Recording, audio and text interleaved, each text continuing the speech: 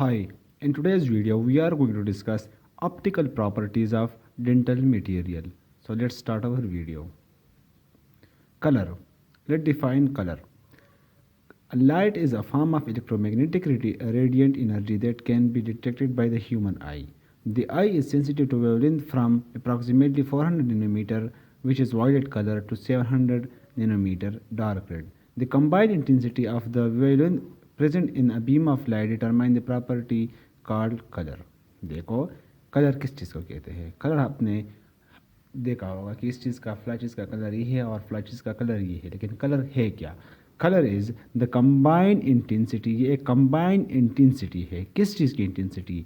Wavelengths की, जो एक लाइट में प्रेजेंट होती है और इस लाइट को एक प्रॉपर्टी देती है. देखो हम कहते हैं कि एक मटेरियल है, इसका कलर वाइट है, इसका कलर ब्लैक है, इसका कलर ब्लू है. तो ये असल में एक कंबाइंड इंटेंसिटी है डिफरेंट वेवलेंथ की, जो इस बॉडी को एक प्रॉपर्टी देगी. वो प्रॉपर्टी मुख्तलिफ फॉर्म में होगी. तो आप ऐसे कह सकते हैं कि कलर एक प्रॉपर्टी है. कौन सी प्रॉपर्टी है? एक कंबाइंड इंटेंसिटी है वेवलेंथ की, जो डिफरेंट बॉडीज़ के लिए डिफरेंट प्रॉपर्टी देती है. So it's very simple. The combined intensities of the wavelength present in a beam of light determine the property called color. तो ये सिंपल था. Colour just a combination of different intensities and wavelengths. और जब ये combine हो जाएंगे तो एक पार्टिकुलर प्रॉपर्टी देगी, और वो प्रॉपर्टी फिर मुख्तलिफ हो सकती है. जैसा कि मैंने कहा, वाइट भी हो सकती है, ब्लू भी हो सकती है. तो ये सब कुछ वेवलेंथ पर डिपेंड करता है और कलर इंटेंसिटी और इंटेंसिटी पर डिपेंड करता है. अच्छा, और कंसेप्ट है, इसको हम कहते हैं रेटिनल फैटीग और कलर फैटीग. इसको एक्सप्लेन कर देते हैं. Since a nerve response is involved in the color vision, constant stimulation of a single color may result in color fatigue or decrease in this eye response. देखो मेरे सामने एक colour पड़ा हुआ है, फॉर एग्जांपल ये रेड कलर है. अगर मैं इसको ज़्यादा देर तक देखूंगा तो मेरा जो आई का जो रेटिना है उसमें जो सेल्स है, कॉन्स एंड रॉड्स, वो फिटीग हो जाएंगे. वो जो हम कहते हैं ना, तक जाएंगे. फिटीग इन अ सेंस कि वो फिर इस कलर को रिस्पॉन्स नहीं देंगे. अगर मैं ये कलर रिमूव करूँगा तो ये कलर फिर डिटेक्टेबल नहीं होगा. तो इसलिए इसको रेटिनल फिटीग कहेंगे. A constant stimulation of single color may result in a color fatigue or decrease in the eyes response. देखो ये बात याद रखो कि हम जिस कलर को देखेंगे तो उस कलर में हमें ही रेटिना में फिटीग पैदा होगा. जब मैं दूसरे कलर को देखूंगा तो फर्स्ट कलर की इन्फ्लुएंस की वजह से मुझे दूसरे बॉडी में भी वही कलर का इन्फ्लुएंस नज़र आएगा. फॉर एग्जांपल मैंने 10 मिनट इस कलर को देखा, रेड कलर को देखा. जब मैं ब्लू कलर को देखूंगा तो पहले तो मुझे ब्लू कलर सही नज़र नहीं आएगा, मुझे इस वो जो रेड वाली वाइब्स है वो यहाँ पर भी नज़र आएंगे. अगर मैं इस रेड के बाद दूसरे रेड को दूंगा तो रेड तो मुझे मेरा कलर ऑलरेडी रेटिना ऑलरेडी फिटीग है, तो ये जो कलर डिटेक्शन है मुझसे इफेक्टेड होगा. तो इसी फिर में क्या कहेंगे, रेटिनल फिटीग. जब हम कॉन्स्टेंटली एक कलर को देखेंगे तो हमारा आई का जो रिस्पांस है उस कलर के लिए वो डिक्रीज हो जाएगा. The signal from the retina are processed by the brain to produce the psychophysiological perception of color. Defect in certain portion of the color sensing receptor result in the different types of color blindness. देखो colour blindness का concept आ गया. ये एक genetically determined factor है, लेकिन ये हमें retinal फिटीग की वजह से भी हो सकता है. तो ये रेटिनल फिटीग था या कलर फिटीग. अच्छा, अब 3 डायमेंशन ऑफ कलर क्या है? मैंने कहा कि कलर क्या था, कम्बिनेशन ऑफ डिफरेंट इंटेंसिटीज था ऑफ डिफरेंट वेवलेंथ. ठीक है. अब इस कलर के 3 डायमेंशन है. आपने ये बात याद रखनी है कि कलर के कितने डायमेंशन है. आपसे कोई कलर का डिफिनीशन नहीं पूछेगा, आपसे कलर के डायमेंशंस पूछ सकते हैं, और इसका जो आगे आने वाला सिस्टम है, मंसल सिस्टम, वही पूछ सकता है कलर में. तो कलर जो है इसके 3 डायमेंशन है. एक हम हू कहते हैं, बाज़ बंदे ह्यू कहते हैं, बाजी हू कहते हैं. तो ये ह्यू या हू, वैल्यू एंड क्रोमा. तो हू क्या है? ह्यू जो है describe dominant colour of an object as red green. ये एक डोमिनेंट वेवलेंथ है. आपने इस बात को याद रखना है कि ह्यू जो हमारे पास है वो एक डोमिनेंट वेवलेंथ है. डोमिनेंट वेवलेंथ का क्या मतलब? आपके सामने फॉर एग्जांपल 3 कलर है, ये एक 3 कलर है। फॉर एग्जांपल अब यहाँ पर देख लो, ये एक कलर ये है, ये कलर है, ये है, और एक कलर ये है, तो ये 3 कलर है। आपको ये ऑरेंज नज़र आ रहा है, यहाँ पर चॉकलेट कलर है, यहाँ पर ग्रे कलर है। तो ये जो आपको 3 डिफरेंट कलर नज़र आ रहे हैं, तो यहाँ पर ये ऑरेंज वेवलेंथ डोमिनेंट है, इसलिए आपको ये ऑरेंज नज़र आ रहा है। यहाँ पर चॉकलेट कलर डोमिनेंट वेवलेंथ है, यहाँ पर ग्रे डोमिनेंट वेवलेंथ है, तो इसलिए आपको ये मुख्तलिफ नज़र आ रहा है। ये जो देखिए यहाँ पर येलो है, तो कहने का मतलब ये है कि जो भी कलर हम देखते हैं और जो कलर हमें नज़र आता है, सिंगल कलर नज़र आता है, तो वो कलर क्यों नज़र आता है? क्योंकि उसका ये डोमिनेंट वेवलेंथ है, तो इसको हम कहेंगे hue. Red, green, blue, and this refers to dominant wavelength. Hue simple dominant colour है या एक डोमिनेंट वेवलेंथ है। ह्यू का मिसाल क्या है? रेड है, ग्रीन है, ब्लू है। कलर जिस कलर का जिसका हम कलर को नाम देते हैं किस बेस पर? ह्यू के बेस पर। अच्छा, वैल्यू रिप्रेजेंट लाइटनेस और डार्कनेस ऑफ द कलर।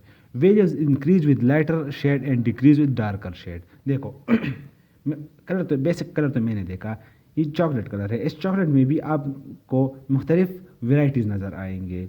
इस जो ग्रे कलर है, इस ग्रे में भी आपको मुख्तलिफ वेराइटी नज़र आएंगे। ये लाइट ग्रे है, आपको डार्क ग्रे भी नज़र आएगा। आपको यहाँ पर ये जो चॉकलेट है पर रेड चॉकलेट भी आपको नज़र आएगा। ये जो ऑरेंज है, यहाँ पर आपको येलो ऑरेंज भी नज़र आएगा। तो ये जो शेडनेस है या लाइटनेस है या डार्कनेस है, तो इसको क्या कहते हैं? इसको हम वैल्यू कहते हैं। आगे मंसल सिस्टम में आपको क्लियरली डिफ्रेंशिएट हो जाएगा, लेकिन आपको इतना ज़्यादा पता होना चाहिए कि वैल्यू रिप्रेजेंट लाइटनेस और darkness of the single colour. अच्छा, क्रोमा क्या है? Chroma represent colour intensity. Higher the chroma more intense the colour. ये एक ही कलर में डिफरेंट इंटेंसिटीज रिप्रेजेंट करता है। ये बात आपको आगे मंसल सिस्टम में नज़र आ जाएगी, लेकिन आपने यही याद रखना कि colour intensity is represented by chroma. अच्छा, measurement of colour. Before measurement I will show you this is Munsell system. देखो ये जो सर्कुलर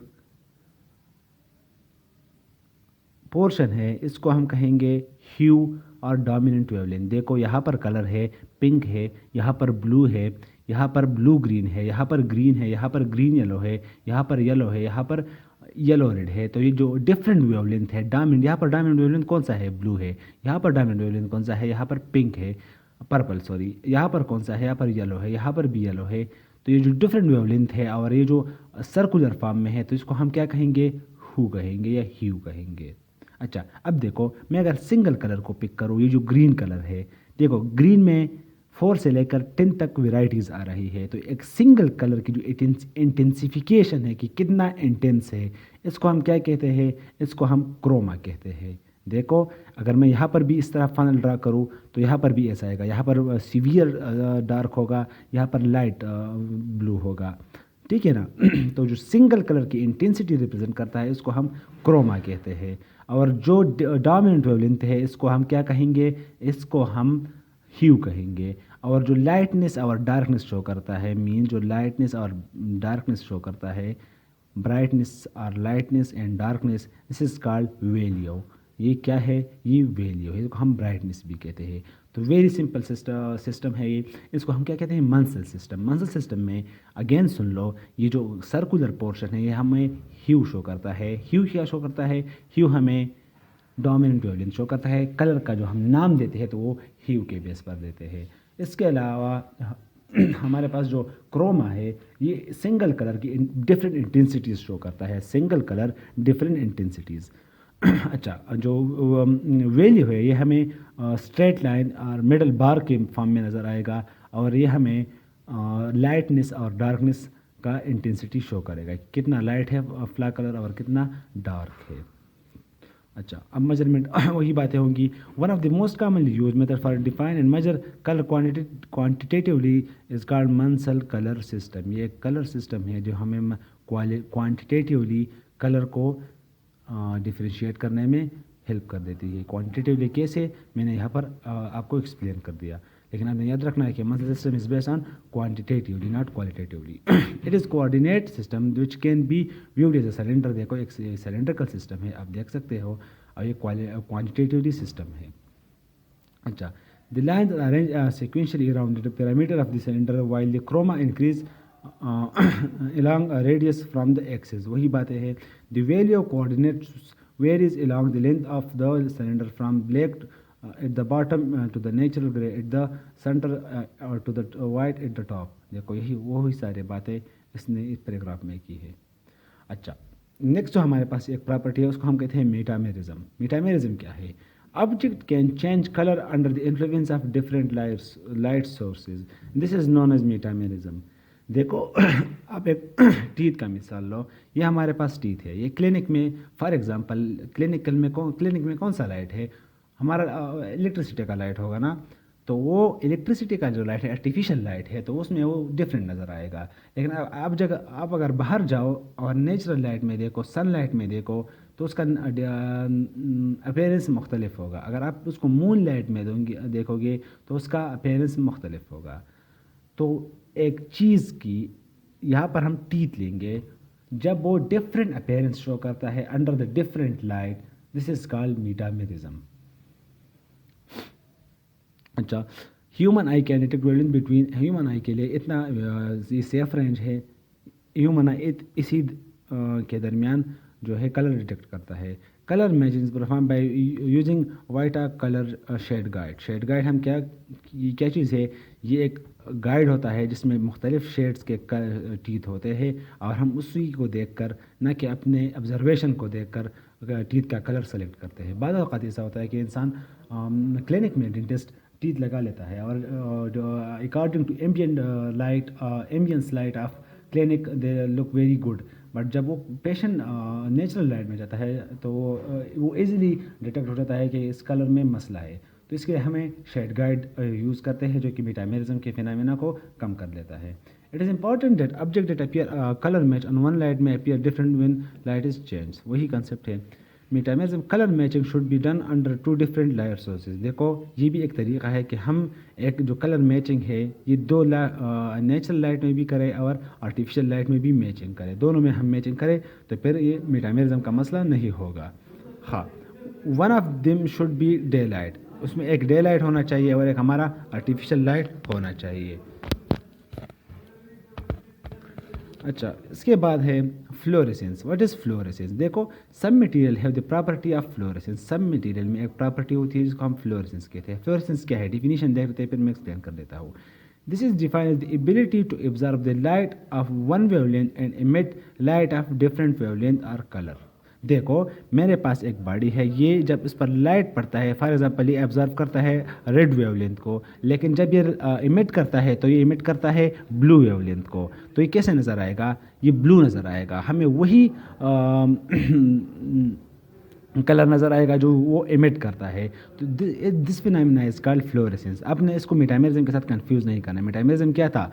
वो डिफरेंट अपीयरेंस थे अंडर डिफरेंट लाइट। यहाँ पर क्या है? हम एक वेवलेंथ बॉडी एक वेवलेंथ को ऑब्जर्व कर देता है और उसके अपोजिट या उसके से कम डायमीटर वाला वेवलेंथ फिर इमिट करता है। The natural teeth usually exhibit this property. वही कहता है कि नेचुरल टीथ में यही प्रॉपर्टी होती है। The vital tooth appear bright but non vital tooth appear dark.